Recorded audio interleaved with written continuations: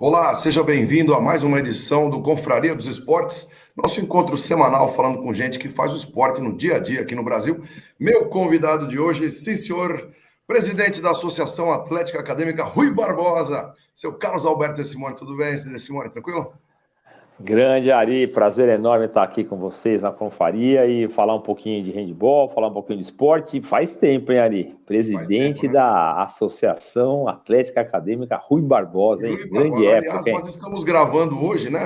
Vai ao ar na próxima semana, mas estamos gravando no dia que é aniversário da Escola de Educação Física da USP, hoje completando 88 anos. Parabéns, então, a todos os filhos da IFUSP. Parabéns a todos Exatamente. nós, é isso? E Ari, fizemos a comemoração de 50 anos da IFUSP, hein, Ari? Cinquentenário, a gente estava lá, cara. É, Estamos no estávamos livro lá. de honra. Em algum lugar tem esse livro aí, não sei onde é que está, não, mas em algum É lugar a gente. verdade. De Simone, você que é um grande especialista, muita gente conhece, muita gente não conhece, evidentemente. De Simone é um grande especialista no handball. De Simone, você começou no handball jogando muito novinho? Sem dúvida, Ari. Eu comecei com 10 anos de idade. No Esporte Clube Banespa. Na verdade, eu jogava handebol no Colégio de Meninópolis, onde eu fiz estudei até o ensino médio, né? Na época era fundamental o ensino médio, mas lá tinha um professor chamado Tedesco, e ele, de origem europeia, romeno, e ele desenvolvia muito handebol no Colégio de Meninópolis. E aí, certo dia, o Odimar de Moraes foi lá no Meninópolis e falou que ia ter uma atividade no Banespa, que era o handebol e tudo mais, eu já sabia o que era, e me interessava muito em fazer gols. Isso aí eu tinha 10 anos de idade, em 1974. E aí, dali para diante, eu comecei a jogar, gostei do esporte e segui carreira, né, sem parar de jogar aí. Foi muito prazeroso, foi muito legal. Você é canhoto, isso aí te trouxe alguma vantagem ali? Não. O pessoal falou, opa, tem um canhoto Ah, bom, hein? trouxe. Por exemplo, quando a gente foi fazer lá a atividade, famosa peneira, não é, Ari? Tinham 3 canhotos. Na época lá, tinham mais ou menos aí uns 40 atletas que estavam fazendo as atividades e tinham 3 canhotos. Pô, é claro que ajuda, sem dúvida nenhuma. Então, e depois na carreira toda, você acabava disputando posição em seleção, em clubes, sempre com uma quantidade menor de jogadores, né? Com a evolução do esporte, atualmente você não tem tanta essa vantagem por ser canhoto. Os destros conseguem jogar em ambos lados da quadra de uma boa forma, e nós também temos mais canhotos praticando o esporte, mas naquele momento, lá em 1974, e quando eu comecei a carreira, ser canhoto era um bom diferencial. A gente está falando de esporte escolar, né? Depois você foi para o Banespa e aí, na sequência, você chegou a jogar em quais clubes aqui em São Paulo? Eu joguei no Banespa de 74 até 1982. Em 82 eu fui no Bandeirantes Handebol Clube, que era um outro clube que estava se formando na época, especificamente só de handebol. O Banespa era um clube. Aliás, você é um dos fundadores, junto com o Celso Gabriel e um grande elenco. Exatamente. Fernando Frei, Gabriel e outras pessoas lá. E aí depois de 82 a 86 no Bandeirantes Handebol Clube, e depois joguei no Pinheiros, de 86 até 96, quando eu encerrei a carreira. É, o handball ele permite hoje em dia que o pessoal jogue até um pouco mais tarde, né? Eu tenho visto alguns jogadores de destaque aí com 37, 38, eles estão numa longevidade bacana no esporte, né? Olha, eu acredito que todo o esporte atualmente, com o advento aí da preparação física e eu posso dizer, da técnica mais apurada, está fazendo com que atletas com uma idade maior, né, mais elevada, consigam manter o rendimento. É claro que você vai adequando um pouco a sua característica, mas você consegue jogar em alto rendimento. Eu joguei até 32 anos não com alto rendimento, né? A gente não pode falar que nos últimos anos da carreira você está rendendo da mesma forma como no auge, mas joguei bem até os 32 anos. Hoje em dia, não.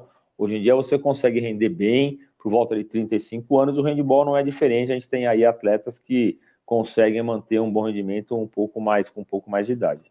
Em relação à seleção brasileira, você fez seleção de novos, chegou na principal, conta um pouquinho dessa parte da sua carreira.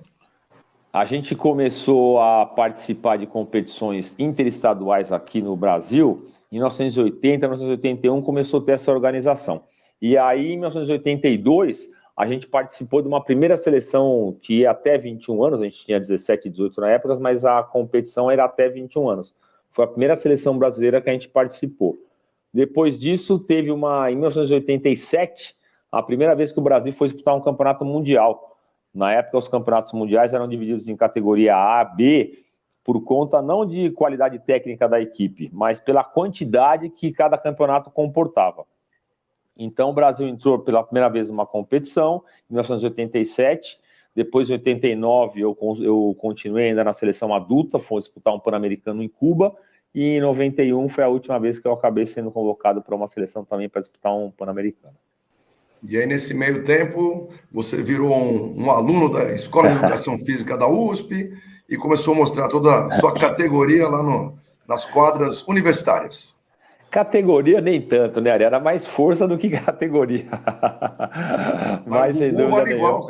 Exatamente. Mas, na verdade, o esporte universitário na época era muito legal, muito prazeroso. E nós, na USP, não é, Ari? Tínhamos a grande característica de não, vamos dizer assim, vender uma vaga para você poder jogar e ter um regimento para a sua escola, não. A nossa equipe lá era formada por jogadores que estavam matriculados na Universidade de São Paulo, fazendo o curso, e aí quando eu entrei eu comecei a jogar o esporte universitário também, e foi um período muitíssimo legal. Tinham jogos universitários, que tinham outro formato do que tem hoje em dia, eram todas as modalidades juntas, e só podia jogar os jogos universitários quem estava, né, participando dessas equipes. Então foi um outro período, foi de 83, Ari, eu entrei em 83, né, até 1987, que eu fiquei jogando os jogos universitários aí, foi muito legal também. E depois, logo em seguida, você fez o curso técnico com o Simões na USP mesmo? Exatamente, a gente se formou em 86, você se formou uns anos antes, né, Ari? Você 84. Se formou em 84, em 86 eu me formei, depois fiz o curso técnico. Nessa época eu já começava a pensar numa sequência de carreira, porque o handebol, hoje em dia também é difícil você viver exclusivamente do handebol, né? Não do handebol em si, mas eu quero dizer como jogador. E eu vivo do handebol. Tudo que eu tenho na minha carreira, de professor de educação física hoje em dia, eu devo ao handebol. Tudo veio do handebol. Mas naquela época, em 86, no curso técnico, eu já começava a ver a possibilidade de dar uma sequência como técnico, aliar a minha parte de jogador como técnico. E aí foi realmente uma boa escolha que eu fiz e eu consegui desenvolver minha carreira muito em cima do handebol. Legal. No Confraria dos Esportes dessa semana, a gente está conversando com o Carlos Alberto De Simone, uma grande figura, um cara que sabe muito de handebol. A gente vai fazer uma pequena pausa e volta já já para o segundo bloco. Segura aí que a gente já está voltando.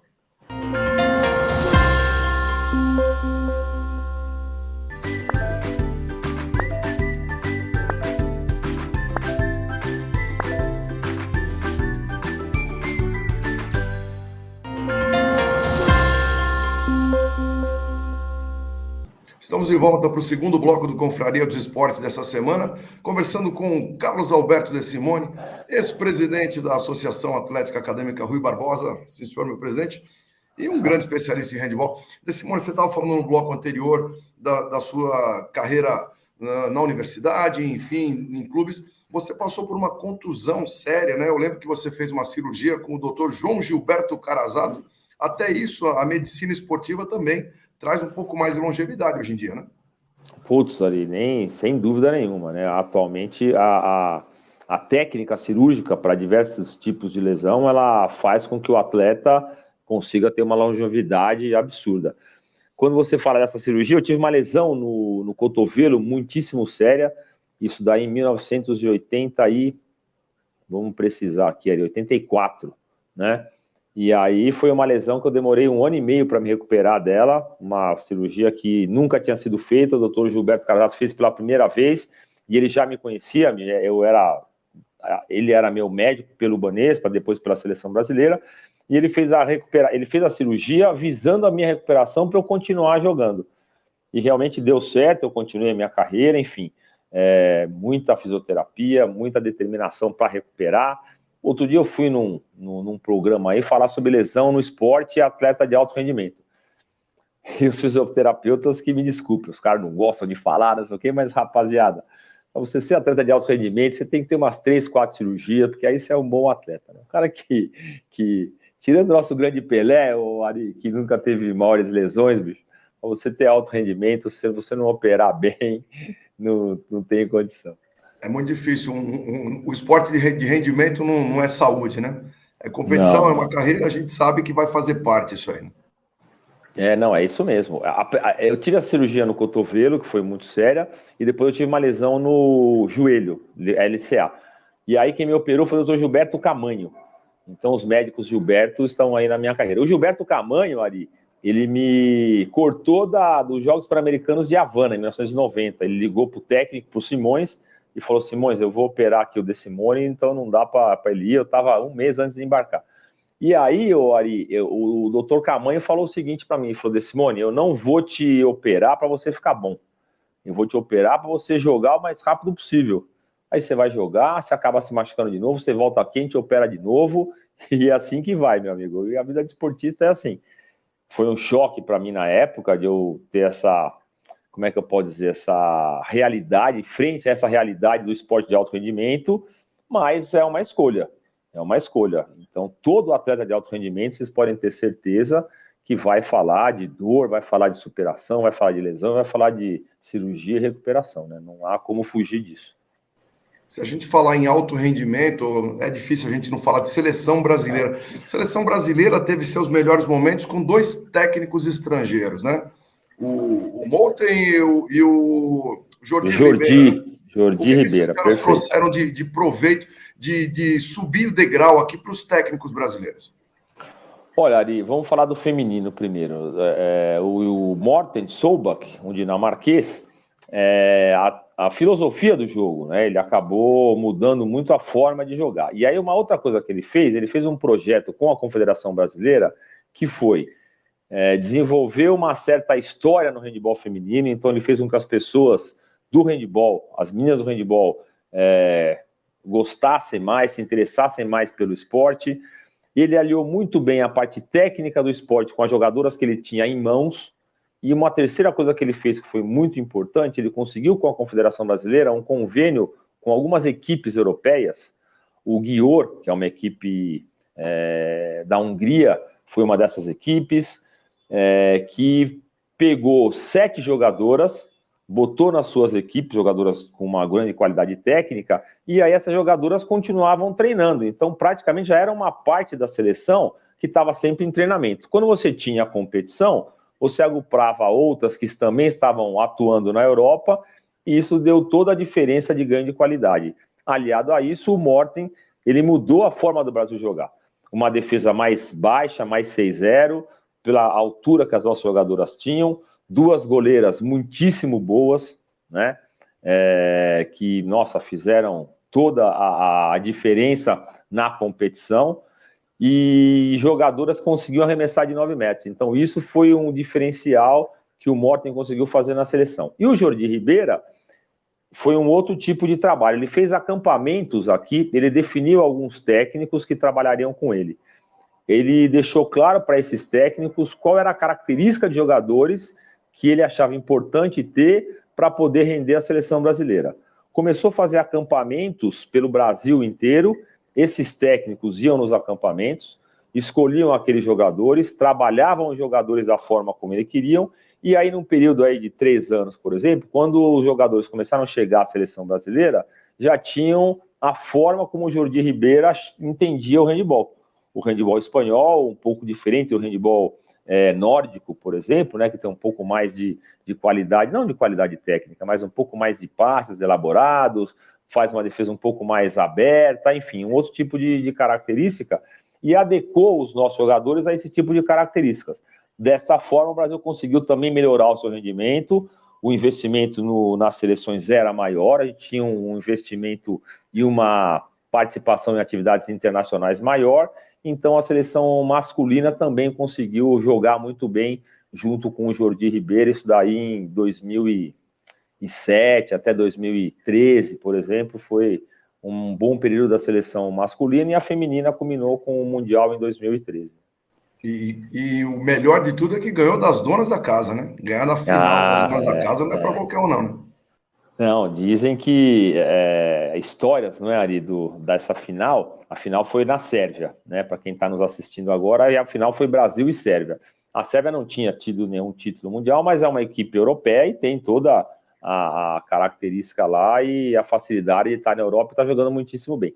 E o Morten comentou comigo que alguns minutos antes do jogo, o Djokovic não estava nesse dia lá, estava disputando o circuito do tênis, né? Novak Djokovic, para quem não sabe aí, é nosso grande tenista, é o número 1 do mundo e assim por diante. E aí tinha um telão, eu não sei o que ele falou, tá certo, Ari? Apesar de entender muito bem Isso eu vou te perguntar daqui a pouquinho, que você fala sérvio como poucos. Mas ele falou lá as palavras, o ginásio quase foi abaixo, e mesmo assim as meninas entraram em quadra, né? E conseguiram ganhar da Sérvia. Foi muito bom. E o Morten tá voltando, né? Ele tá agora com o pessoal de Minas Gerais, lá de Uberlândia, né? Do Praia Clube.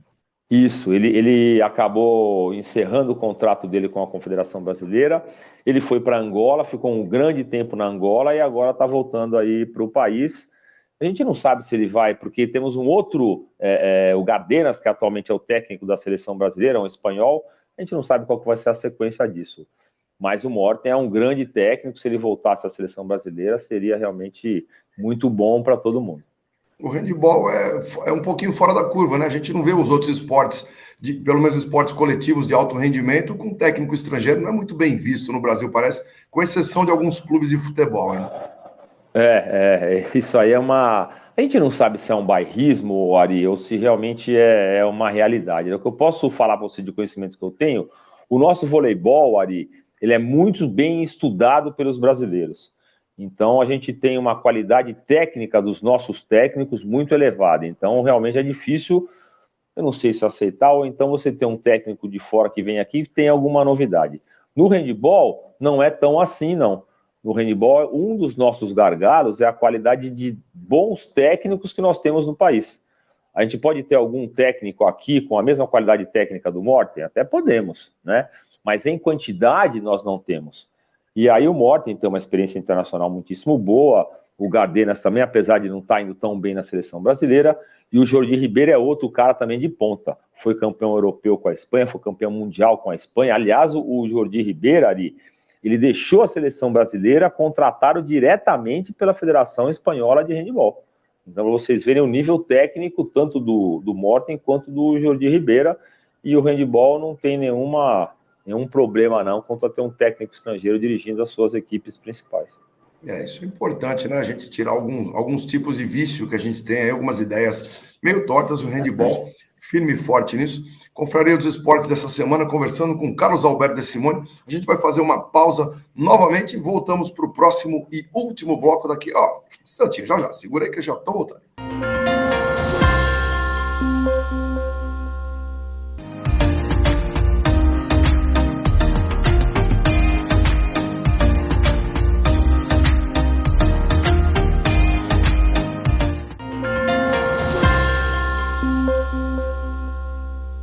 Estamos de volta para o terceiro e último bloco do Confraria dos Esportes dessa semana. Eu converso hoje com Carlos Alberto de Simone, especialista no handebol.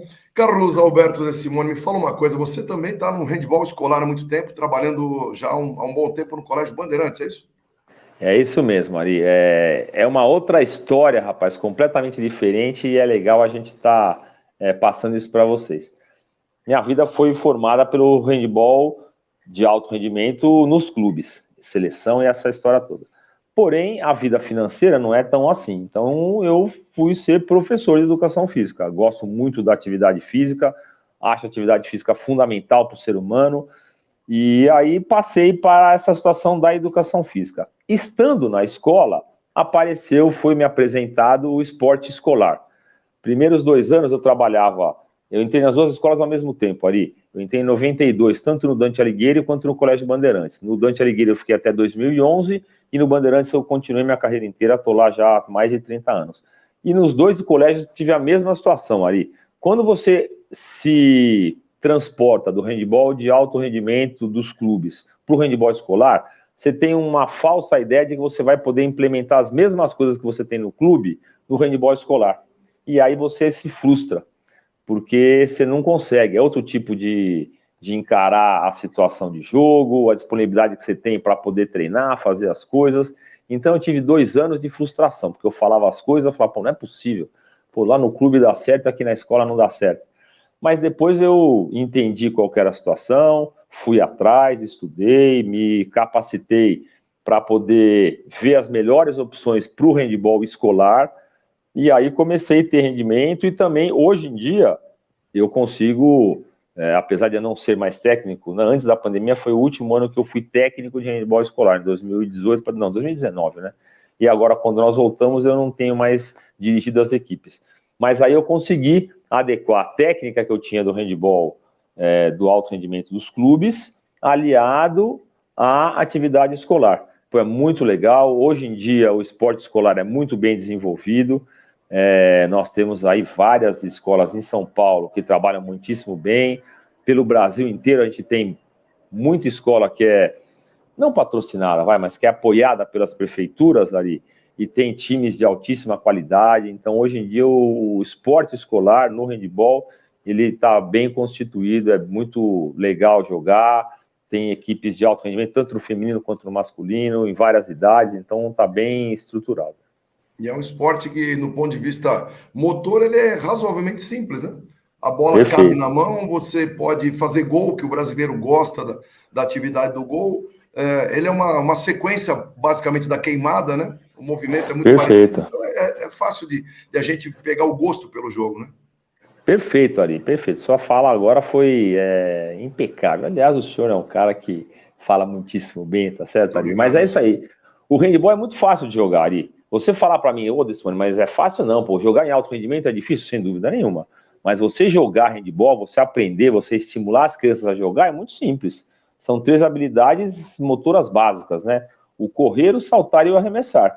Não tem nenhuma habilidade construída, você consegue segurar a bola na mão, o alvo é grande, porque o gol ali é maior do que uma cesta de basquete ou uma bola de voleibol, por exemplo, né? E não tem essa situação da habilidade com os pés. Então, o handebol, para você poder praticar, realmente ele é muito fácil, por isso que ele é muito jogado nas escolas. Mas, infelizmente, a gente não consegue ter essa mesma evolução em quantidade e qualidade técnica para o alto rendimento. Em relação a municiar os clubes, as ligas escolares têm esse papel ou não? Ou acontece por acaso mesmo? Por acaso, ali. Isso é uma coisa que tinha que ser um pouco mais, como é que a gente pode dizer, coordenada, né? Hoje em dia a gente já tem uma situação que muitas competições escolares não permitem que atletas federados participem. Eu acho isso que é um erro total. Sempre que eu tenho oportunidade de falar, eu bato nessa tecla. As pessoas falam, não, mas o cara que joga no clube já tem o espaço dele na federação, o cara que é escolar não vai poder competir. Eu acho que não. Eu acho que uma coisa só eleva o nível técnico da outra. Então, se você tem pessoas que são federadas jogando no esporte escolar, vai elevar o nível do esporte escolar. Mas, como você falou sobre essa correlação do esporte escolar e dos clubes, hoje em dia acontece por acaso. Ali é difícil você ter escolas que consigam fazer o seu aluno jogar na escola, manter um nível acadêmico legal e também participar do clube. Uma coisa não é tão assim bem organizada, então acabam as pessoas que jogam no clube não participando das melhores escolas do estado. Estou falando isso aqui mais em São Paulo, né? Então essa realidade ela ainda não está muito bem coordenada como eu acho que deveria ser. Você falou de oportunidades e tudo mais. Você teve uma oportunidade, abraçou, muito bem abraçado, que foi de virar comentarista da ESPN. Putz, ali, foi bem legal. Em 1996, a gente teve o campeonato em Kumamoto, no Japão, e aí a pessoa queria começar a trabalhar na ESPN, teve lá algum problema e tudo mais, e convidaram o Checha, o goleiro do Pinheiros. Goleiro. Exatamente. E aí o Checha, muitíssimo meu amigo, ele ligou para mim e falou, Simone, putz, meu negócio não é ficar falando, eu sei que você fala bem, tudo, que você é da área, você não quer falar com os caras? Enfim, fui lá, primeiro dia com o João Palomino, diretamente de Kumamoto, né, a gente aqui, a transmissão lá do Japão, começamos a falar, o pessoal gostou, putz, segui carreira e foi muito legal. Foi um outro ramo. Parceiro, o Cledi, não? Aí depois logo depois o Cledi entrou na televisão e a gente acabou ficando durante muitos anos fazendo o jogo. Hoje em dia não tem a quantidade de jogos que eu gostaria que tivesse realmente, mas até, olha, Ori, de 96 até 2009, a ESPN Brasil transmitiu tudo quanto foi jogos de handebol e uma boa parte delas eu fiz com o Cledi Oliveira. Então eu foi um confesso outro que eu legal, assisti os muito jogos legal. para ouvir principalmente a sua tradução no momento do pedido de tempo. Ari, eu vou falar para você uma coisa, Ari. Um dia começou brincando com isso, rapaz, aí o negócio foi pegando e as pessoas começaram a me mandar mensagem falando isso. Nesse mundo, como é que você fala tanta língua e tudo mais? Pô, para quem está em casa, pessoal, é o seguinte: tempo técnico. Aí o Cledi, que é muito brincalhão, vocês não têm ideia como aquele cara é brincalhão, né? E aí ele chegou e falou para mim antes do jogo, falou que ele falou, quero ver você falar aí o russo. Pô, e você me conhece bem, Ari? Eu falei, não tem nenhum Isso é problema, fácil. Cleide. Eu falei, isso é fácil, né, Cleide? E aí o que eu pensei na minha brincadeira, né? Falei, pô, mas quem vai entender e saber se o que eu estou traduzindo é verdade ou mentira? Eu falo eu e acabou, tá certo? Pô, aí, a hora que eu falei isso na transmissão, o pessoal atrás das câmeras ali, nossa senhora, o nego rolava, achava, pô, fora de série, não sei o quê. E aí comecei, enfim, e ficou uma característica aí. Eu tenho um amigo chinês, Ari, contar para vocês aqui uma coisa, só para mim e para você, que ninguém nos escute, Ari. Lucas Liu, ele é chinês e fala mandarim, aquela história toda. Ele sabe que eu não sei nada de mandarim. Aí tava jogando Brasil e China. Pô, tempo técnico, Ari, o chinês começou a falar e aí eu comecei a falar, pá, pá, pá, pá. Aí ele me manda uma mensagem, falou, Simone, no começo eu achei estranho, eu falei, será que o Simone tá falando chinês? Eu falei, porra, Lucas, que chinês, rapaz, sabe que eu sei falar chinês? Enfim. E aí o meu filho brinca também com alguns amigos dele, fala, não, meu pai fala muito bem sueco, dinamarquês, polonês, ele ficou muito tempo lá na Europa, mas é tudo brincadeira, pessoal. Eu falo português, falo inglês aí, E e o fala espanhol um randebolês, pouco. né? Essa língua E o universal, que isso não tem randebolês, jeito. rapaz, o randebolês a gente se vira, né, Ari? O nosso tempo é curto, né, Simone? Eu queria que você fechasse falando de um acontecimento da última semana, cara, de um grande Sim. personagem do handebol brasileiro que infelizmente nos deixou, o coordenador do Esporte Clube Pinheiros, o Sérgio Hortelã. Exatamente, Ari. Infelizmente é uma realidade. O Hortelã foi muito próximo a mim, a gente pegou as primeiras seleções brasileiras juntos, aquela carreira que eu falei para vocês de seleção, eu e ele sempre estávamos juntos. Então o pessoal achava que a gente era irmão, porque a gente era muito parecido na época e tudo mais, enfim. Então a gente era bem próximo. Há bastante tempo ele já sofria de um problema aí, de uma leucemia, um tipo de um câncer aí que é bem agressivo e tudo mais. Tentou fazer tudo possível para ficar bom, mas acabou, infelizmente, aí nos deixando. Um cara fora de série, como jogador, foi realmente uma figura ímpar, muita determinação dentro da quadra. E por um problema de saúde, ele perdeu um rim nos Jogos Pan-Americanos em Winnipeg, e aí, bem no começo da carreira ainda, e aí resolveu virar técnico. E como técnico, foi um ícone no esporte. Fez muito daquela situação que eu falei para você de bons técnicos, e ele elevou muito o nível técnico, né, do handebol no país, um cara fora de série, como pessoa, como amigo, só tenho boas lembranças dele, uma família maravilhosa que ele teve, uma esposa, 3 filhas, então um cara que deixou um legado muito importante, criou uma quantidade enorme aí de atletas, e vai ficar na mente de todo mundo que é do handebol como uma boa pessoa, um cara que fez muito e que amava. A vida dele era o handebol, e aí, enfim, a gente fica triste pela ida dele, sem dúvida nenhuma, mas ao mesmo tempo eu fico feliz por ter compartilhado momentos com ele e saber que tudo aquilo que ele fez para o esporte deu frutos, e muitas coisas que nós temos hoje em dia no handebol se deve aí ao nosso grande Sérgio Hortelã. Legal. Carlos Alberto de Simone, muito obrigado pela sua participação, muito bom falar com você, apesar da distância. Manda um beijo aí para a dona Aide lá para Claro e também para a sogra, dona Neire. Você tem uma sogra que é uma grande escritora como que fugiu? Crônicas, eu lembrei. Escritora de crônicas, Exatamente, dona Neire Lapa. Dona Neire Lapa, claro. Meu, Ari, pô, prazer enorme estar com você. Pô, passou aí voando, não é verdade, rapaz? A gente podia estar falando muito mais tempo ainda. Numa outra oportunidade, se vocês quiserem, vai ser um prazer estar aí e falar com vocês novamente. Valeu, Ari, muito obrigado. Parabéns pelo programa e para todos aí do Confraria que têm acompanhado aí esse espaço para falar do esporte aí. Valeu, pessoal. Beleza. Confraria, então, teve a honrosa presença do Carlos Alberto de Simone e a gente tem encontro marcado na próxima semana. Você que ainda não se inscreveu no canal, se inscreve aí, curte e compartilha com os amigos. Obrigado e até a próxima.